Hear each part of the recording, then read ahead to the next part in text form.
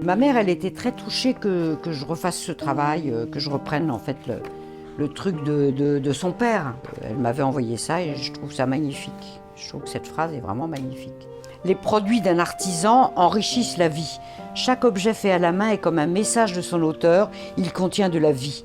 Qu'importe le dessin d'une assiette débitée en série soit un chef-d'œuvre conçu par un grand maître, la monotonie de sa réputation engendre la tristesse. La variété et l'imperfection des ustensiles primitifs engendrent la gaieté. Il y a de la vie parce qu'il y a de l'imperfection. C'est beaucoup plus beau parce que c'est émouvant, parce qu'il y a les traces de la main, en fait. C'est de la poésie, c'est de l'artisanat, c'est du savoir-faire. Eh bien, bonjour. Je m'appelle Lison de Caunes et je fais de la marqueterie de paille. Donc j'ai un atelier où on fait exclusivement de la marqueterie de paille sur commande, création et restauration de marqueterie de paille. Alors moi je connaissais la marqueterie de paille art déco puisque mon grand-père André Groux faisait de la marqueterie de paille. Moi j'ai été élevée au milieu de meubles en marqueterie de paille, en galucha. Chez nous on servait le café sur un plateau en marqueterie de paille. Le plateau à fromage c'était aussi un plateau en marqueterie de paille avec une vitre dessus. Donc je connaissais la marqueterie de paille et c'est en commençant à restaurer les meubles en marqueterie de paille de l'art déco, un jour un antiquaire m'a apporté un coffret 19e siècle en marqueterie de paille. Et je me suis dit, ah mais tiens, je ne connaissais pas. Et donc je suis vraiment remontée aux origines de la marqueterie de paille qui date du XVIIe siècle avec une histoire comme ça un peu en dents de scie, des moments où c'était à la mode, des moments où c'est complètement oublié. Et j'ai découvert une histoire passionnante. D'abord parce que les gens qui ont travaillé la marqueterie de paille étaient souvent des gens un petit peu en dehors de la société, des religieux qui n'avaient pas de quoi broder du fil d'or, broder avec du fil de paille. Ça s'est beaucoup fait au XVIIIe. J'ai découvert au XVIIe siècle aussi des coffrets, et un magnifique travail de marqueterie de paille. Et puis toute la production du XIXe qui a été faite dans les bagnes français. Et donc ça a été très émouvant vraiment de découvrir cette histoire et je me suis passionnée. Voilà, ça c'est un coffret de bagnard. Pourquoi la marqueterie de paille est très peu connue? Parce que quand vous voyez un coffret comme ça, vous ne pensez pas que c'est de la paille. Vous pensez à du bois, voilà, mais on ne peut pas imaginer. Une fois qu'on le sait, on se dit « ah mais oui, c'est de la paille ».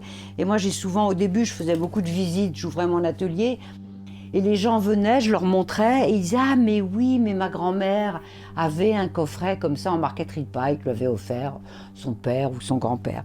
Et donc quand on ouvre après, c'est magnifique, regardez. Voilà, donc c'est vraiment de la marqueterie, mais de paille.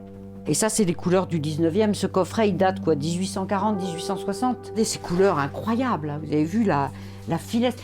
Moi, j'ai appris mon métier en fait en restaurant tous ces objets. J'ai vu ça, je me dis comment ils ont fait, et comme c'est souvent des objets assez abîmés, je les ai désossés, j'ai enlevé la marqueterie pour voir comment c'était fait. C'est pas reconnu comme un artisanat valable parce que c'est fait avec une matière première qui est pauvre, avec de la paille. Donc je me suis dit, là, il y a un artisanat magnifique qui est en train de disparaître. Il faut vraiment que je me spécialise dans cet artisanat. Et je suis devenue restauratrice de marqueterie de paille à ce moment-là.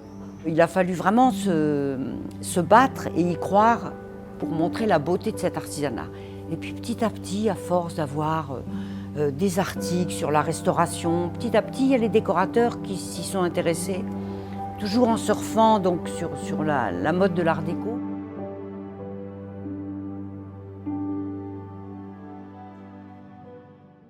Donc nous, on reçoit à l'atelier des fagots de paille qui font ensuite écraser. Et une fois qu'ils sont écrasés, on a un ruban.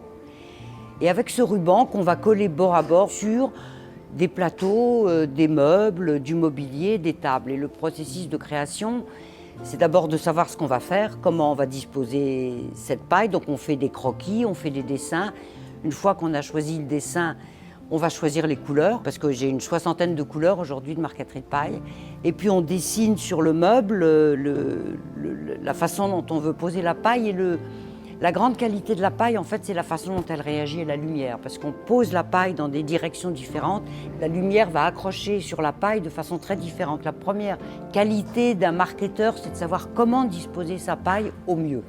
Moi, je suis très sensible au végétal, aux fleurs. J'ai fait beaucoup de paravents avec des bambous. J'adore faire des marqueteries de papillons, d'oiseaux. Ça, c'était la reproduction d'un papier peint de mon grand-père encore. Voilà, mes inspirations. Alors moi je trouve que si on veut vraiment être un artisan complet, il faut absolument se servir du savoir-faire. la tradition, vraiment le savoir-faire, mais obligatoirement il faut aller vers la création. Si je m'étais arrêtée à la restauration, je me serais arrêtée aux années 30, j'aurais continué à restaurer du mobilier des années 30, c'est magnifique, mais il y a un moment où on a forcément envie de faire de la création, c'est-à-dire d'amener de la modernité.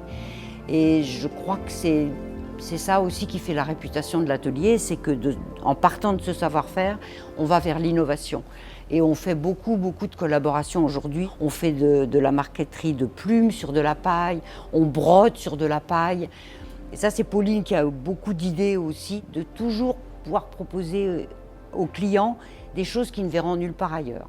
Bon, ça, c'est aussi de la paille gaufrée avec une feuille d'argent, ça, c'est avec piquetet, ça, c'est avec de l'incrustation de laiton, ça, c'est des coupes au laser aussi avec du papier, enfin de la feuille d'or sur du bois, des incrustations de nacre. Donc voilà, les reliures. Moi, j'ai commencé à faire des reliures en marqueterie de paille puisque je suis relieuse. Ça, c'est mon grand-père. Il a fait faire la reliure et il a fait les plats en marqueterie de paille. Voilà, ça m'a beaucoup inspiré. Les petits points, c'est tellement joli, c'est tellement raffiné. C'est très excitant parce qu'on a le savoir-faire, donc ça vous donne quand même une confiance dans ce qu'on va pouvoir faire en innovation et en création. Mais il faut absolument aller aujourd'hui vers la création. Quand un grand décorateur vient me voir à l'atelier en me disant « je connais votre travail, j'ai vu ce que vous faites, c'est magnifique », oui, je suis fière. Oui, non, je suis fière de ce qu'est devenu l'atelier, je suis fière de la réputation qu'on a, parce qu'on a quand même une réputation et de savoir-faire et de création. Donc ça, c'est deux choses pour moi vraiment importantes. Non, je suis fière du travail réalisé, oui.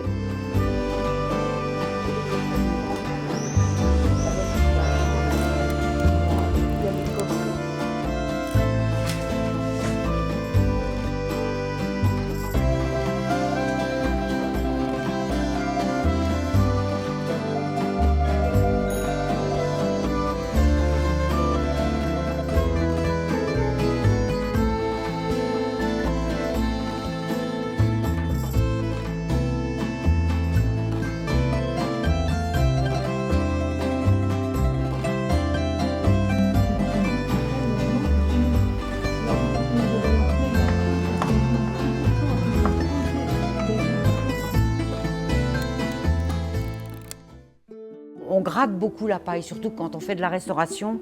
Avec le scalpel, on gratte. Et je me souviens que les gens qui me téléphonaient, j'avais le téléphone dans une oreille et puis de l'autre côté, je continuais à gratter. Et beaucoup de mes amis associaient mon travail au ce bruit de gratter. Donc je gratte tout de façon à retrouver le bois. Et il y a un bruit que j'aime bien aussi, c'est quand on ouvre la paille. On la fend à l'ongle et on l'ouvre tout le long avec l'ongle et ça fait un très beau bruit. C'est très fin, mais ça fait un très beau bruit. Et puis après, il y a le travail du plioir avec lequel on vient aplanir la paille et maroufler la paille.